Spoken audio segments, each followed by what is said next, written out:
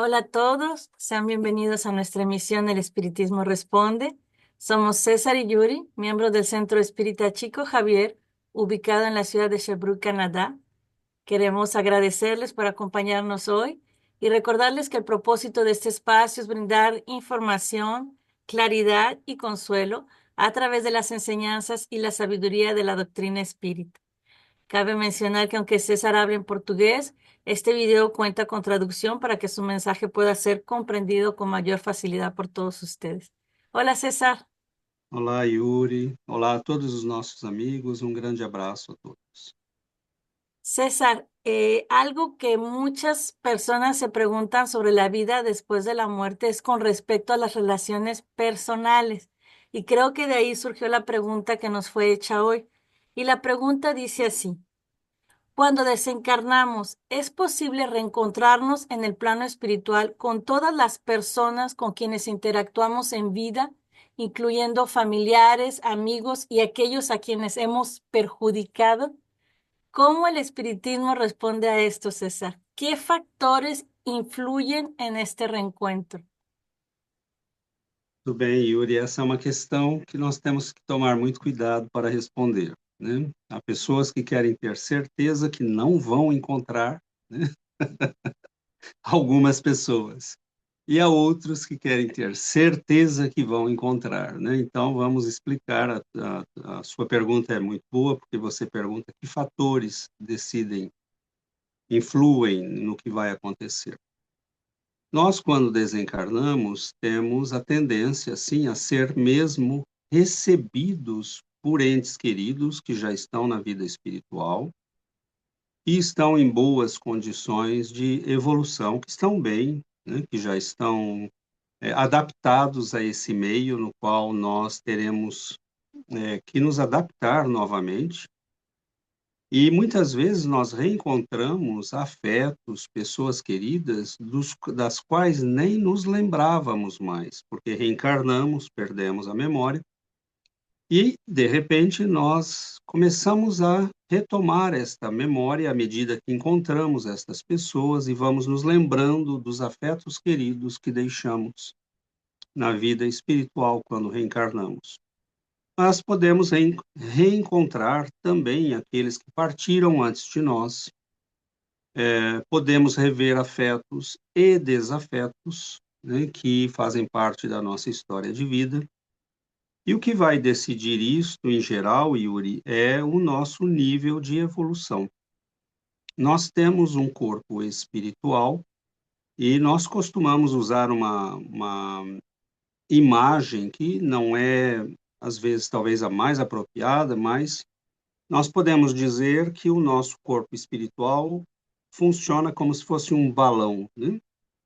Ele tem uma densidade que vai levá-lo até uma certa faixa, né, da atmosfera, no caso de um balão, da atmosfera da Terra, no caso do corpo espiritual, né, da atmosfera espiritual. A região no mundo espiritual que será a mais adequada para a nossa faixa de evolução, para a nossa densidade espiritual. Então, podemos supor que nesta zona em que vamos habitar, nesta região em que vamos habitar, nós estejamos numa excelente condição. Então, qual é o fator que determina os encontros? Aqueles que estão numa condição muito boa podem visitar aqueles que não estão. Mas aqueles que não estão bem não podem ir àqueles que estão bem. Porque é o nosso corpo espiritual que nos limita, que impede a nossa mobilidade de irmos onde quisermos. Podemos sempre ir ao que é inferior a nós, mas não podemos ir às zonas espirituais que são superiores a nós. Então, nossos entes queridos que estão muito bem podem nos visitar, podem nos acolher, podem nos amparar, mas muitas vezes não podem ficar conosco, porque estão muito bem e estão em regiões espirituais onde estão trabalhando, estudando e se desenvolvendo. Mas é importante dizer às pessoas que os afetos verdadeiros não se rompem jamais. Eles se fortalecem. nós reencontraremos aqueles que amamos. Pouco importa a condição em que estejamos ou que eles estejam. O amor, a afeição, o carinho sempre nos unirá àqueles que amamos. Aqueles que estão bem virão a nós. E se nós estivermos bem, nós iremos àqueles que não estão tão bem. Porque nós somos, né, uma família universal, mas temos dentro dessa família universal essas pequenas famílias que nós compomos, de espíritos que são amigos, que têm afeição, que evoluem juntos, né? Então, nós, quando retornamos à vida espiritual, é uma grande alegria, porque muitas vezes reencontramos aqueles que amamos e que muitas vezes perdemos de vista. Mas podemos também, Yuri, encontrar desafetos, né? Isso também pode acontecer. Gracias, César. Quería preguntarte en ese sentido, ¿es posible que un espíritu decida no encontrarse con alguien del pasado, mismo que exista las condiciones propicias?